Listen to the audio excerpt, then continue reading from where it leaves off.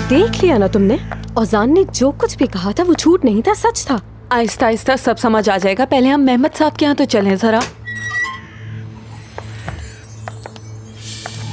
सुनो, रजब यहाँ है, उधर देखो जरा। ठीक है सनम, रिलैक्स। तुम ये सब मुझ पर छोड़ दो। जी कहिए, क्या आप ढूंढ रहे हैं किसी को?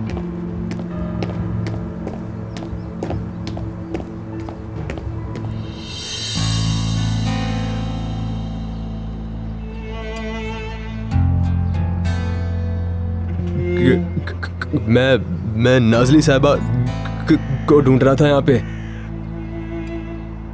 नाजली? हाँ, नाजली आईजे मेरे गांव से। हम तो किसी नाजली को नहीं जानते हैं। आप शायद गलत जगह आ गए हैं। नहीं, सब सही है। ये देखें, यही पता है। लेकिन सोए होम 5 नंबर। मैं समझ गई।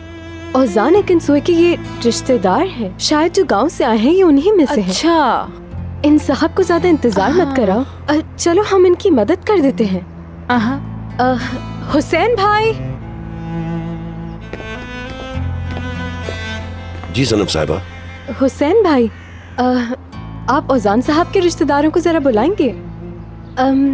शायद ये उनको ढूंढ रहे हैं। आइए आइए, प्लीज तशरीफ लाइए। आइए। शुक्रिया। अच्छा संभाल लिया तुमने, खुद को भी संभालो।